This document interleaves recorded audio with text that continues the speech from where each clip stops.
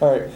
Thank you for sitting down with us. This is Gia Rose. Gia, can you tell everybody where you're from and what shop you tattoo at? Yes.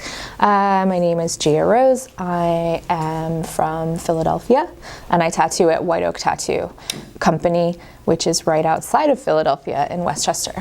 Why'd you move from, you previously worked in Philadelphia. Why did you leave Philadelphia area? I had a private studio in Philly after I worked for Art Machine Productions and Tim Pangburn, who I love very much. That studio is great. I actually moved out of the city because my husband and I wanted to kind of get away from the city in general. He's born and raised in Manhattan, and we just kind of wanted to do something that was a little bit quieter, and then we found the space that White Oak Tattoo is in currently, which is in Westchester, and it's like a 4,000 square foot double storefront that was an old bank, and it's just such a beautiful space that we decided to take that and How long has the shop been around? We opened in 2017 in September, and since then we've accumulated 9 artists. Can you tell us a little bit about the variety of artists that you guys employ? Yeah, we've got 3 ladies and 3 gentlemen. We have, I think every person who works with us does something different, and they range in experience from 2 years to 15 years. We've had 3 people relocate to move for us. We have one artist, Eric, who's from Brazil. We have another artist, Erickson, who's coming from New Mexico, and he has a master's degree in fine art, which is pretty rad. Yeah, I mean, each artist that works with us is so varied in experience and backgrounds. And I think everyone comes together to make a pretty cool shop. Our place is really relaxed. Can you talk about how when you're employing, you got 9 people there, how do you make sure that everybody's personalities mesh well? Okay, so I've been tattooing for 15 years, and over those 15 years I've worked in pretty much any kind of studio that you can imagine. I moved around a lot. I've lived in so many different cities and states, and that's part of just my nature as a person, is I like to travel and move. And so putting White Oak together, I think Angus, my husband, and I, we both wanted to go off of my experience and kind of put together something that was everything that I felt lacked in tattoo studios in general, and then with his management experience of restaurants, and working together with a multitude of people. So our biggest thing is an open floor plan. We have a very open floor plan. Nobody works separately. Everybody shares workspaces as far as, everyone has their own stations, but everyone works in one big open floor. And every single person we hire, we discuss the specifics of them being open to the continual learning of their craft, critique, and advice. We have a learning atmosphere. So they have to be open to other people looking at their work, them participating and looking at other people's work, and that has to be a genuine interest. Nobody tattoos in a vacuum. Yeah, that makes sense. The Philadelphia tattoo scene has a ton of history and a long list of legendary shops. Can you tell us a little bit about how that scene has changed over the years? So I came into Philadelphia in the tattoo scene, I think in 2012. And I came from Portland, Oregon. And I think at the time Portland had probably over 300 tattoo shops. There's a lot there. There's so many. It's talk about saturation. But there's a lot of great artists out in Portland too. Absolutely. All the guys at Scapegoat. Oh, Scapegoat is awesome. Brian is so cool and sweet. Yeah, there's a lot of really, really great artists. I did a traditional apprenticeship, and so I'm used to that kind of traditional atmosphere that Philly has. I know that Philadelphia particularly was a pretty big pagan city, so there's a lot of biker roots there. So when I first came in, I started working with Art Machine Productions and Tim, and I know his experience was pretty rough, and I was there for a lot of the kind of backlash. The thing about Philadelphia is that it's a very insulated industry in itself. I think as of now, they still only have like maybe 50 tattoo shops, and it's a city of 2.5 million people. That's a lot. Yeah, they think that their market is saturated. Yeah. And I'm like, no, There's it's a not. lot of really good shops in Philly too. There are absolutely. The laws there are, because Pennsylvania is an unregulated state. There's zero regulations in the state of Pennsylvania as far as tattooing goes, but city by city is different, and Philadelphia is a commonwealth, so they have these laws that kind of really regulate it. I think that to this day, Philadelphia is one of kind of the last standholds, I guess, of more traditional tattooing. Like there's still a lot of the shops there are pretty anti innovation and progression, and they're still kind of holding fast to that insular aspect of the tattoo industry that has kept it kind of, under wraps for so long. And I don't know if that's necessarily a good or a bad thing. I know for me, it's like, you get tired of the bullshit. You know what I mean? At a certain point, it's like, tattooing is out there. Like, the cat's out of the bag, you know what I mean? It's not a secret anymore. How far is a shop from Philly? We're about half an hour. Okay, so I mean, you're close enough that clients can easily get to you if they travel. Yeah. I mean, the majority of our clients travel in general, so from the eastern seaboard up and down. But yeah, I mean, I think in Philly I've gotten more like threats from other shops than any other city I've lived in. But it's just one of those things where you're just kind of like, yeah, okay. Yeah, but nothing you can do about it. Somebody's going to be like that. You know? And it's kind of nice being outside of the area, because kind of a slower life than being like in, the city. Well, and it's like one of those things where it's like, again, like, the majority of my clients and my business come specifically to me, and so it's irrelevant where I am. Like, I could be, like my clients I'm not taking business from any of the other businesses, and I kind of feel like that mentality is a little bit of a false, like, sense or a false fear. Like, I've been tattooing for 15 years, and since I began, it's always been, it's the end of tattooing. It's the end of tattooing. It's all over. Like, every new thing that happens, it's just the end of it. And, like, in a way it is, but it's more just the growth. Like, things change. It's not over. So, but tattooing in Philadelphia has a very rich history, and it is really cool. Like, I love that about it. I love Philly in general because of that. One of those cities that just has a long list of history in general. Yeah. Several years ago, you beat cancer. That's a remarkable thing. And during your fight with it, we were always checking in on your Instagram to see if there's a post, even though, I mean, like, we've never met you in person until today. But it's weird because Instagram connects people, even though you don't know them in real life. It is. It's so cool that way. It'll be 5 years in January, so it's my 5th year cancer-free. Instagram and the tattoo industry literally saved my life. I was without health insurance, and it was right after Obamacare kind of kicked in, so like I was struggling with the new process of medical insurance, where I was being turned away by specialists because I didn't have any insurance, and so there was no way for them to put me into the system.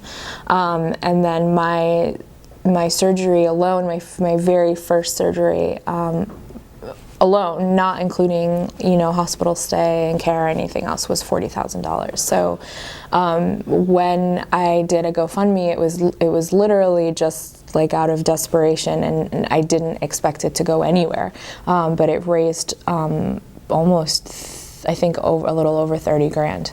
And I had surgery 2 weeks after I got my first appointment, and it turns out the cancer I had was incredibly aggressive, and so it saved my life, and that money came from Instagram and the tattoo industry.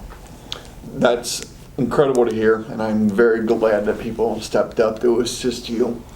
How has that cancer issue, the cancer changed your view on tattooing? And You know, it's weird because it's like I was so young, like being 31, it's young, and it's a weird thing to be faced with something like that, because it immediately just puts everything in perspective, like, and it does this thing for you where it just does, like, everything in your life just snaps into perspective. What's important and what's not, who's important, who's not. And the tattoo industry like stepped up in such a way that I feel that it changed my career in such an incredibly positive way, that I will always feel grateful and like beholden to being a part of and aware of what's happening within our industry. You know what I mean? Like, I really genuinely care about it. I care about the way it affects people.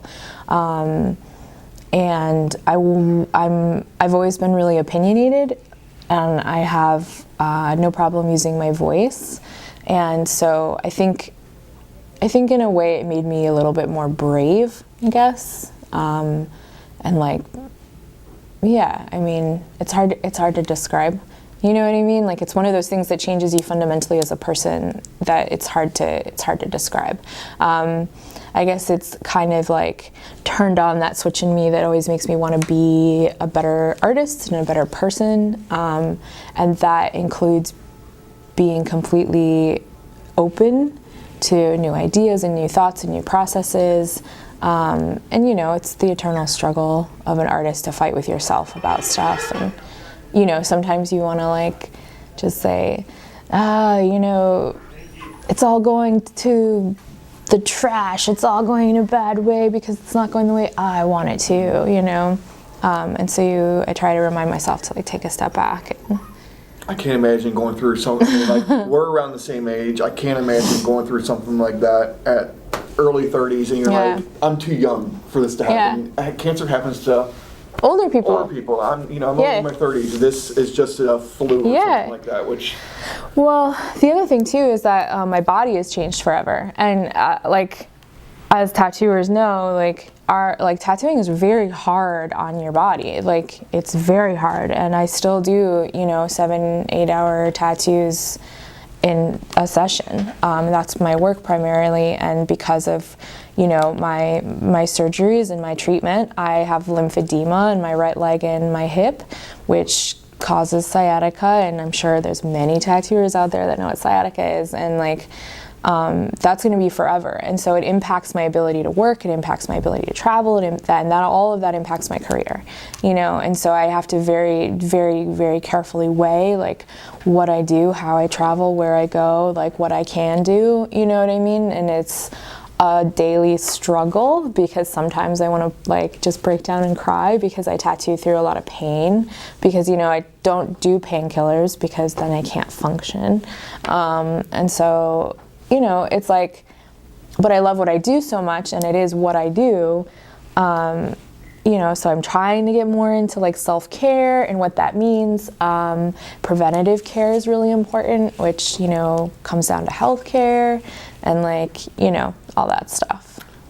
So White Oak Tattoo is a very unique shop because you guys offer healthcare and dental to your tattoo artists that work there. Yes. Can you talk about how you set that up and what kind of options that the tattoo artists have? Mm-hmm. So my husband and I decided that one of the very first things that we wanted to do once the shop was up and running was to be able to offer healthcare for our artists, as well as in the future some form of 401k that they could pay into. Artists are 1099 independent contractors. The way White Oak runs is that we have very good lawyers and accountants, and there's a part of tattooing that a lot of tattooers just don't want to grow up and kind of like join the system in a way, but unfortunately, like as you get older, you got to pay your taxes if you want to be able to have things like healthcare and some form of a retirement. And so when it comes down to healthcare, it's depending on your state, which is why we had lawyers and you can call around to your state representatives as far as like your health board to figure out like what kind of health insurance you can do as group plans. White Oak, what we did was we originally found an agent for Blue Cross, but we ran into the snag that because they're 1099 employees, the state law allows Blue Cross to opt out of covering us so they can decide whether they want to or not. So it took a couple of months until we actually go with United, and United is awesome. Their rep that we had literally came to our shop with paperwork and would pick up the paperwork and take it back and then come back. Each artist that is choosing to be covered in our group plan has to file their taxes. We file a 1099 on them, and then we take that 1099 and we give it to our healthcare, and then they approve our group plan. You have to have a minimum of, I think 3, is it 3 or 4? 4. You have to have a minimum of 4 people in order to get a group plan. And then we have a varied amount of plans that United offers. It includes vision and dental, and our artists get to pick. So they get to choose what plan they want. It will cover their spouse and it will cover their children. And then as a studio, we pay and then we deduct whatever plan that they want out of their weekly pay that we give them. And as far as what artists make, it's like nothing. I mean, from my own experience, like I pay because I have a pre-existing condition, and because I see specialists a lot continually, and I still do. Before we got our group plan, I think I was paying around $700 or $800 a month in healthcare. Oh, yeah, that's for that is not for the best. That's for a PPO, so that allows me to choose specialists. I pay a large amount every month. Yeah, I pay a large amount every month because it's cheaper than paying a low amount and then having a really large deductible. Healthcare is a nightmare to wade through, but now with a group plan, I only pay $400 a month.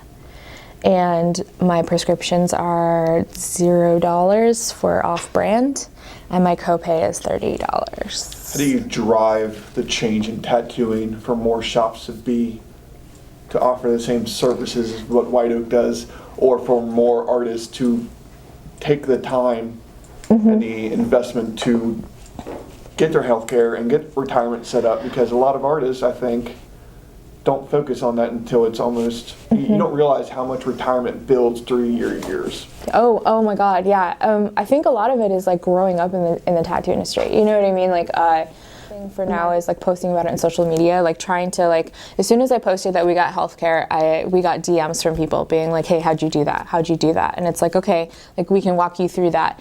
Find a healthcare provider, get a rep, tell them who you are, what you're doing, and get in an accountant. You have to have an accountant because they're the ones that are going to be able to prove that, you know what I mean? Like you have to have, so basically like you need a healthcare rep and you need an accountant. And then you also have to have a business that is somewhat of a corporation. So whether you're an LLC or an S corporation, it's just filing that paperwork so that you can prove that you are a business and that you have contractors that you file 1099s on. And those are the things that are like, that are the grown-up stuff that we are all like, ah! Especially our industry is a big cash industry, but that's why like hiring a lawyer or hiring an accountant, like these people work for you and that's what they do for you.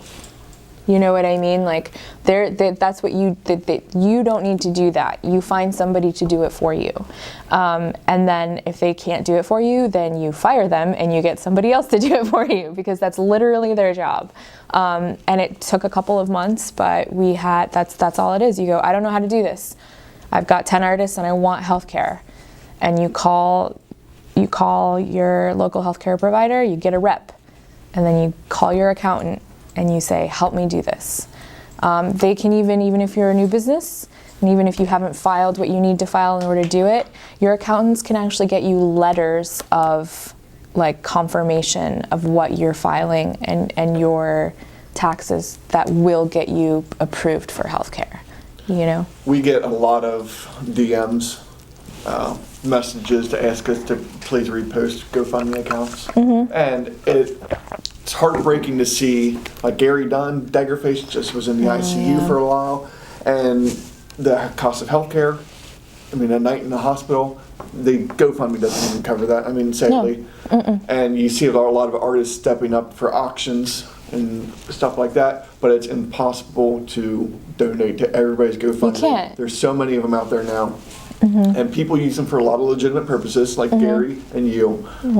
And then sometimes there's less legitimate, like there's not medical emergencies. It's more of a, and when tattooers are making tattoo money, sometimes it's like, okay, why can't you afford this? Right. Not saying the healthcare issue. No. I think in tattooing, it's a feast or famine mentality in a way but it's like, it's this lack of considering the long term or like this long picture, and like I mean, I don't know, like maybe it's just like not knowing, like not knowing, you know what I mean? Like when I was raised, like I spent a lot of my teenage years and 20s being homeless, and I don't think I had a bank account until I was 30, because my industry is cash mostly, and like that's just how I did it. And like I never had health insurance, and I didn't know these things, you know, and it like a lot of the time, and then once I got sick, it was just like I had to learn very, very fast about a lot of things, and then it still took me like even longer to learn about, you know, lawyers and accountants and running a business, and a lot of that came from my husband. But, you know, we have artists that come work with us now who are in their 20s who don't have bank accounts, they use prepaid cards, they don't have a phone plan, they've never paid taxes, you know, and we've had to be like, okay, you're almost having to be their parent. Step one, we're gonna go get you a bank account, you're gonna pay off your car loan, you know what I mean, step by step by step, but that's okay. You know what I mean? But then it's like, you know, you have a credit score, like these are things like, and you have to think about your retirement, like what's going to happen if you can't work? You know, like when I got sick, I couldn't work for like 4 months, you know what I mean? And like, luckily I had my hospital bills paid for, and luckily I had some family that was able to like help me out a little bit with that. And I had savings as well for being able to like not have to work, you know? But the thing is that like I think now about retirement, you know, like I'm only 36, and people are like, you're so young, blah, blah, blah. It's like, yeah, no, but you got to start now, because it builds, and that's what they're for, and compound interest is amazing, and these are things that you can do. Like you make tattoo money, put it in an IRA, you know what I mean? Like just like they say, pay yourself first before you pay anything else, and that's a really important thing. Like the way we run our business right now, because White Oak is so new, we pay our business first before we pay anything personal, because that supports all the families that work there. And I think that perspective forces us and myself to think about the future in that way as well. But these things are for you. You don't have to work for, you know, as an independent contractor, as a 1099 person, like you can pay into your own 401k, like you can pay into your own retirement, you know, and as a business owner, as a shop owner, like you can provide these things for your artists, you know, and there are ways to figure out like whether you match it or they do it themselves, or like, you know, find a good accountant. That's what they're for. You're almost better off just having it automatically withdrawn from a check. Hell yeah. Just because always. At that point, it's just out of your You brain don't then. even notice it, you know? I mean, I think like the average pay our artists pay for their health care is like $50 to $60 a week. Like that's like they get tipped more than that on a tattoo. You know what I mean? Like it's like nothing. And now they have like, you know, one of our artists can go get all of her 30 cavities filled and her teeth fixed. You know what I mean? Like it's your own body, it's your own health, it's your own well-being. It's what allows you to tattoo. Like it's important because one day something might happen and you can't work or you are sick. You know what I mean? Like, and the biggest thing that I have to say is that without insurance and without the GoFundMe, like I would have had no choice of my care, and I would have had to go in through the system the way that they shuffle people through without insurance. Yeah, and I may not have lived through that. I would say the services you received would have been significantly different. Yeah, I ended up going to one of the best cancer treatment hospitals in the country, and I ended up having one of the best minimally invasive oncologists, you know what I mean? And like finding out my pathology after the fact, like that there's no doubt in any of our minds, my oncologist and the board of oncologists that reviewed my case, that I would have not lived, you know? And if I had gone through just, you know, whatever care that I just wouldn't, it would be a very different story. Yeah, I mean, you coming sadly, watching over Instagram, you're hoping for the best for the artist, the person. It doesn't matter if you're an artist or not, just as a person, and we're checking on it regularly and then just hoping for updates.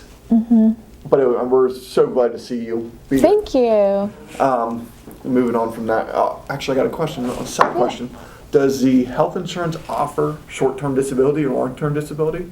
I'm actually, does it? Yeah, short-term disability. Well, different plan options. There are different plan options, and then we also carry insurance for our shop that covers that stuff too. So like we opted with our shop insurance to cover like suits and theft and disability for all of our artists. The bad thing I see, I was talking to an artist a couple weeks ago, is that they would rather pay the penalty for the Affordable Care Act of not having health insurance rather than paying the money to have the insurance, because the penalty is cheaper than having to have the insurance. Oh yeah, sure, but then until you're sick. But that's the problem in this country, is the mentality of using like emergency services as healthcare.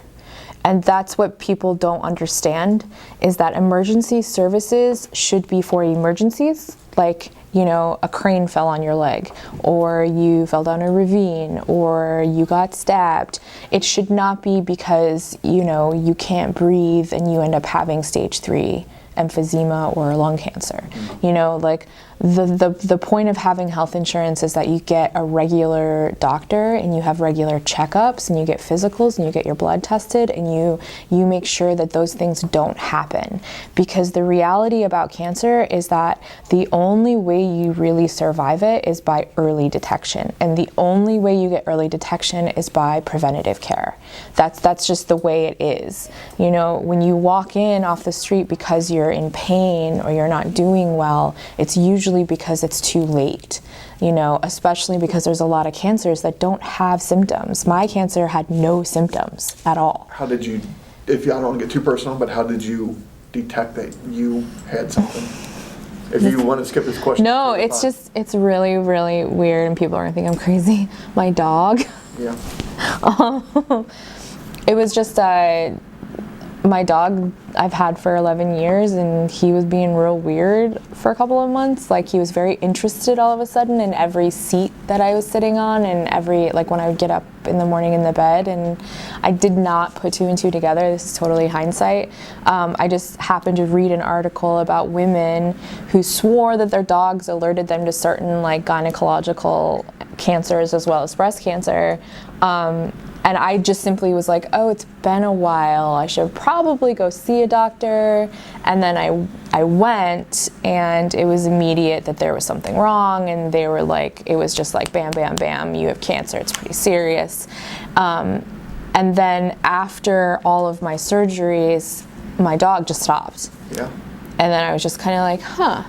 And then I went back to that article and I read it again, and it was like they couldn't figure out exactly what dogs were smelling, but Cambridge University did a study, and every single time dogs were able to recognize cancer over non-cancer in all of the studies that they did.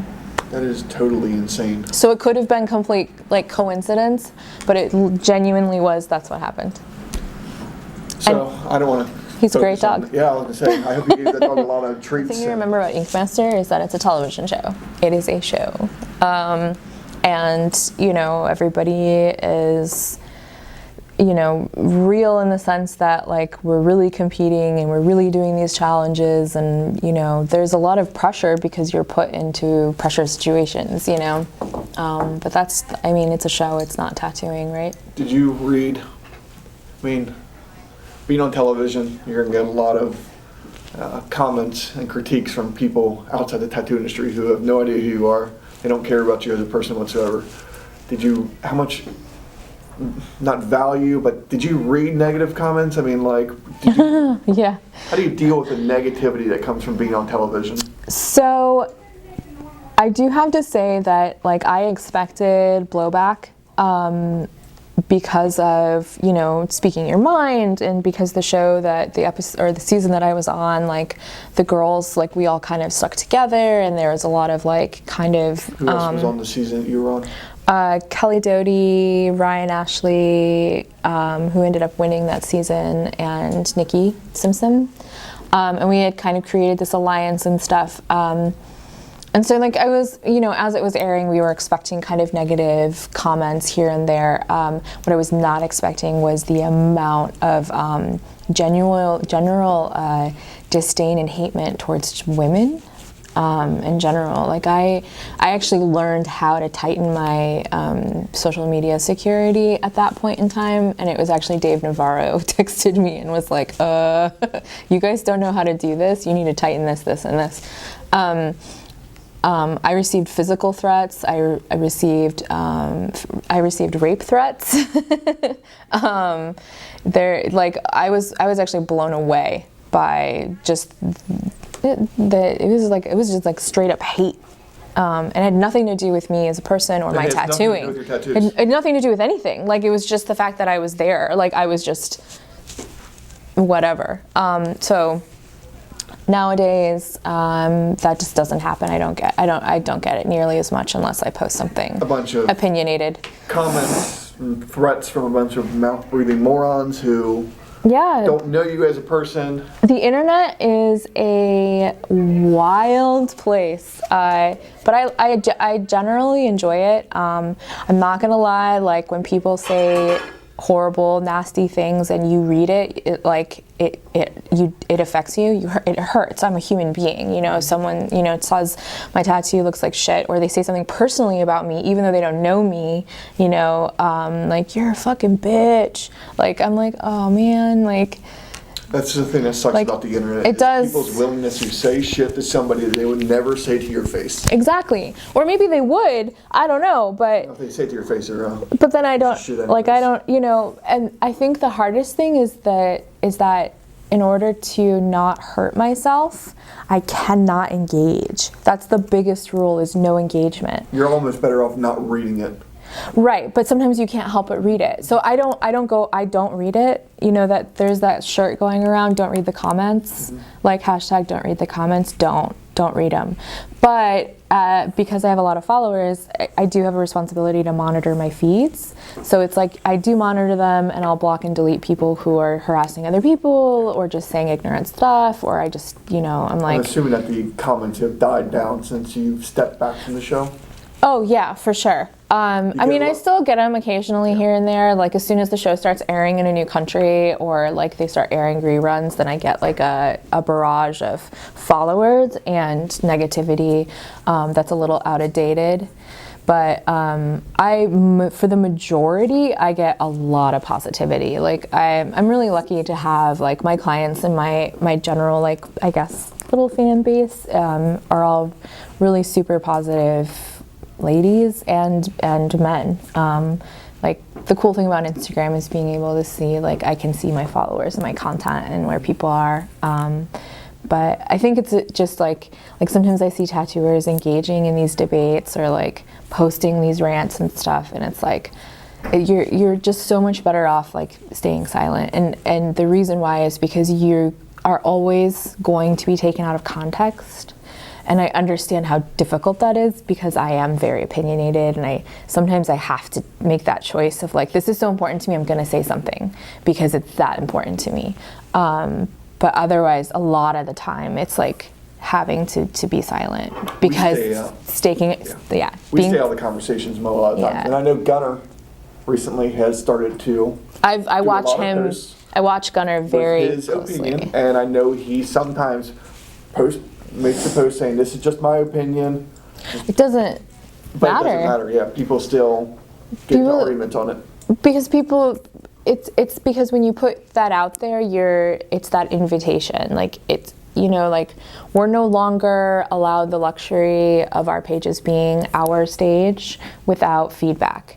I mean, there's the feature of dismantling comments, but then you are just making a statement in the dark, and that's the way it is. Like I recently have had like a lot of conflict about some political issues that I want to post about, and like the rhetoric is like, that should be saved for your personal page because this is, at a certain point, like my social media is my business, and I'm like, but that is my personal page. Like there's no separation. Like I'm not a product, but I am my brand, you know what I mean? Like it is me, but, so you just have to be thoughtful about it, I think.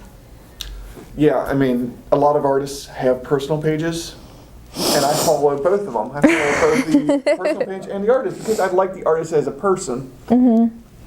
And if you post something, you're gonna, regardless of what you post, whether it's, you're gonna piss somebody off, and the last thing you want to do is lose potential clients. Yeah, and alienate people. You have your opinion, regardless of what their opinion is. Right. Nobody ever agrees. So you were on Inca Master with Kelly, Ryan, and Nikki, and after the show was finished, they developed Inca Master Angels. Yeah. Where you ladies traveled around the shops and competed with other artists. Yep. Can you talk? But you stepped away from the show. Can you talk about why you stepped away from the show? Yeah.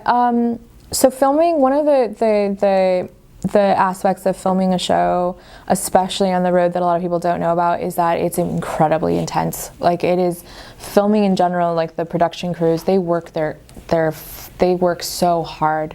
It's literally flying to a city, filming 3 days, packing up, flying to the next city, and then half the film crew drives. And everything is done, editing, everything on the road, casting, everything on the road. And so, and it's over the course of 3 months. Like it is intense. Like people who do Inca Master go to a set and they live in confined. This is literally like on the road and it's insanity.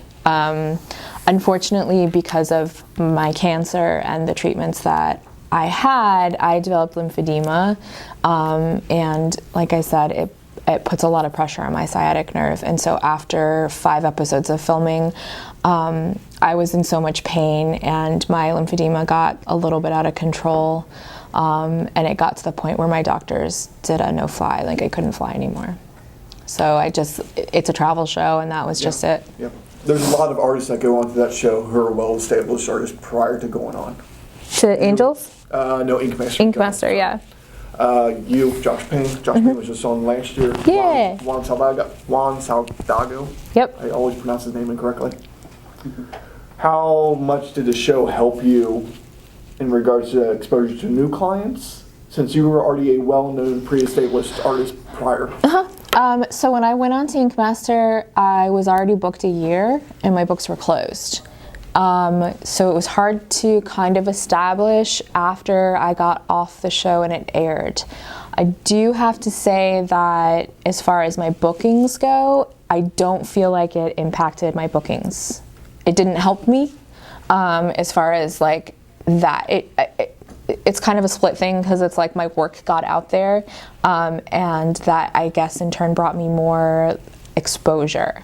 But as far as the people who actually get tattooed by me are not fans from the show. Does that make sense? No, not fully. So I would say that ultimately, yeah, the people who get tattooed by me are not from the show. My exposure, like, maybe got, you know, out there more, but all my clients, none of, like, half of them, I would say, I guess I would say, like, almost all of them have either never seen the show or don't watch the show. They just, it's Instagram. I always take it from the perspective of, if there's an artist that I love and I follow, if they go on the show, that's cool. If it helps their business, that's cool. I'm not a fan of this show. I don't ever watch it. But if it helps them progress their career and helps them expose to more clients, goes for them. You know, it's interesting because, like, when I was first asked about being on the show, like, the TV world is just such a mystery, and that's the thing, is that it's television, and I don't think that a lot of people who go into it really understand, like, what that means or what that is, and I definitely didn't. And I do have to say that, like, up until I went on the show, I caught an episode here and there, but I've never watched the show, and so I didn't even really understand what it was, and going into it, I think like I said, I tried to have, like, no expectations and just be open to the experience, and it was a very good experience as far as, like, it was like summer camp with a bunch of tattooers, and I learned a lot about tattooing, and I think that in our industry it tends to be a little isolating, and you can kind of end up being, you know, on your own a little bit, and because it's such a solitary thing to do, and it was such a unique and cool experience to just be doing this collaboratively with a lot of people, and you're all in the same boat together. But at the end of the day, like, it genuinely is television, and I think your career is what you make of it regardless. Do you have an appointment at noon or 1? It's at 1. Okay, well, I'm going to wrap this up in a couple minutes. Cool. Totally off both those subjects. Can you give advice for a young tattoo artist starting off, or if you're going to give advice to a young, fresh Gia, what advice would you give to yourself? Oh my God, I have no idea. I mean, I fell into tattooing.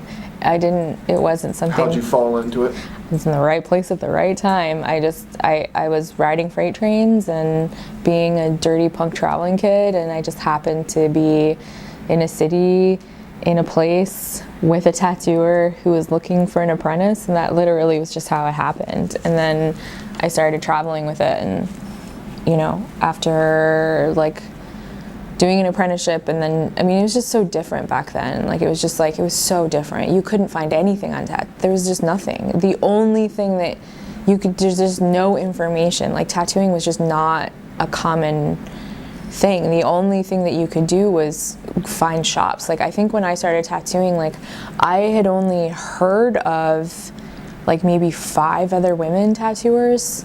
Like, you know what I mean? Like, it was like that's how it was. And I guess nowadays it's like, I think there's a lot of misunderstanding about what tattooing really is, and it's, you know, it's a skill, and not everybody is very good at it, and that's okay. But that, you know, if you want to be a tattoo artist, take art classes, you know what I mean, and you know, get an apprenticeship. Philadelphia has a tattoo school, don't they? Actually, I don't know. Do they? Got protested pretty heavily. Yeah. Yeah. I was gonna say I'm not gonna go down that road. They're popping. Yeah, we had a girl that wanted an apprentice. I don't know. We were talking with Halo about this, and, like, I think him and I share the same viewpoint, which is that, like, you know, You should dedicate yourself to the craft. you should, and like, there should be a certain amount of education that goes into tattooing. I don't condone or believe in tattoo schools. I don't believe that should teach you how to tattoo. But I think that there is something to be said about, like, learning in tattooing. Like, there's so much, you know, secretive aspects to it, you know. But again, it's like, you know, I remember when I was living in Philadelphia, the head of the health department was in the discussions with a couple of tattooers about putting together a program to go into the schools, because there's a lot of gangs and there's a lot of like, there's a huge issue in Philadelphia, particularly with kids tattooing each other. And obviously these are kids and that have no clue about good tattoos, no clue about bloodborne pathogens, no clue about what they're doing, and they're just like destroying their bodies permanently without any thought or regard to their future. And you know, the education about, you know, kids, you know, and there's a problem with kids getting staph and hepatitis, you know, because they're sharing needles and they don't know any better because they're tattooing. They're not, you know, shooting up or doing drugs. It's like they're just being ignorant, stupid kids. Especially with the rise of facial tattoos that seem to be very common. SoundCloud rappers? SoundCloud rappers? I see so many rappers with facial tattoos now. I'm like, these are all terrible. There's a girl walking around here with no tattoos and a hand tattoo. Yep. That blows She's me away. working for the convention. She was doing the stencils. She was volunteering, yeah. That blows me away too. Why you would do that. But okay, so, but I was that asshole, you know what I mean? Like, I got a hand tattoo before I had any other tattoos. I was 15 and I got it in a park by a guy named C-Note with a homemade machine, and we were drinking 40s, you know, and I've had it covered up like 5 times. You know, luckily I fell into this industry, but you know, and it was because I was just a stupid kid and like I was just trying to be cool. You know? But I didn't know any better. I didn't know anything. You know what I mean? I didn't know, and that's not. Where you could see good tattooers. No. There was no Instagram. I mean, I would say that I have some good tattoos. 20 years ago. But the majority of my tattoos are not good because I started so young. You know what I mean? And like, I mean, I have blackout, and I happen to like the way that it looks.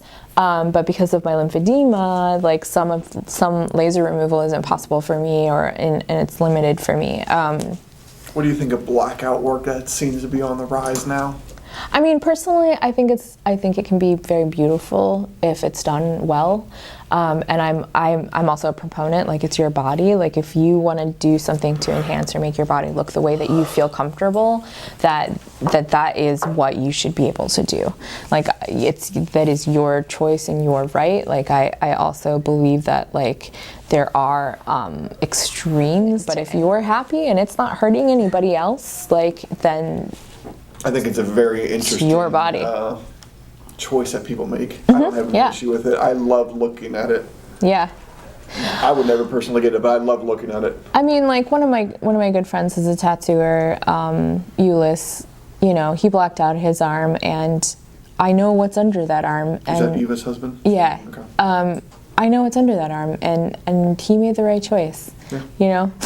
Yeah, I mean, it's to each their own. Your arm too. My arm too. You know. I mean, you know. Let's say one negative and one positive thing you love about the tattoo industry. One positive thing, I guess. Oh, there's so many positive things. I love the tattoo industry. I love that it is. I'll say this. The most positive thing that I find about the tattoo industry is that as a woman, I am valued and paid based off of my work and my work alone. And I feel like that as an industry, there is no glass ceiling, and it's one of the very few that I can ever think of that's the case. I make the same amount as my male counterparts, and my gender is regardless. And I think that's pretty fucking awesome. One negative thing about the tattoo industry is that I don't know if I can think of anything. There's pretty often that I ask this question, and either artists or say, I don't focus on the negative, so I don't have an answer. Yeah. Or they say, you know, just... To be honest, I genuinely just don't think that there is anything negative. I mean, I think that there are aspects to any industry that have conflict, but that's just the way it is. Like, I genuinely love tattooing, and I genuinely love it. I mean, it can make you want to pull your hair out sometimes, but... So, at the Richmond Convention this weekend, they're doing a seminar Yeah. conferences for educational. Uh-huh. You, Phil Garcia, Dave Koenig, and several others are presenting at them. Mm-hmm. Can you talk about what you're presenting? Yeah, I'm actually talking about how I do composition within my tattooing, and using like composition with the body in general, and like more or less like the relationship of how you put things together in order to create good looking tattoos regardless of their content.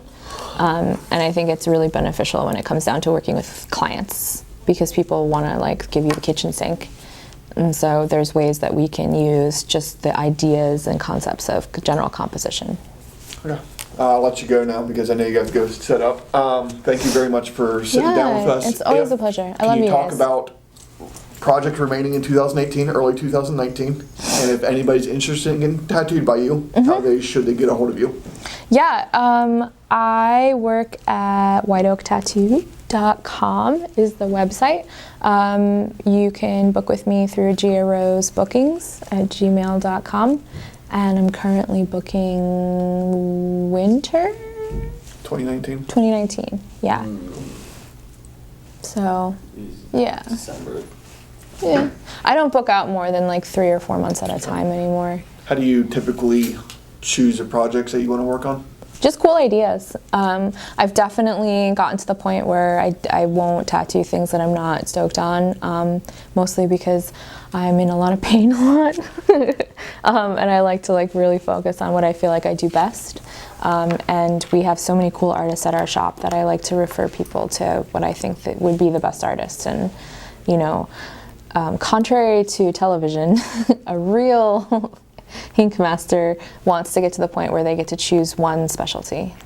So cool. Well, we appreciate you sitting down and talking with us. Tattoo Snob is huge fans of your work and White I love Oak. you guys. Thank you. Thank you. I can't thank you enough for sitting down, and I hope that the tattoo industry is able to evolve into what you offer at your shop. I think so. You know, people want it, and People need it. people want it, and people need it, and like it's very possible. It's like it takes some time, but it is so worth the effort possible. to do it. It is so worth it. The last thing you want to do is watch your career tank because you couldn't pay for hospital bills. Exactly. And it's Or that your easy. life, Or your life. I mean, it really is that easy. Like our industry is you work, you get paid. You don't work, you don't get paid. So like you need insurance, like you just do.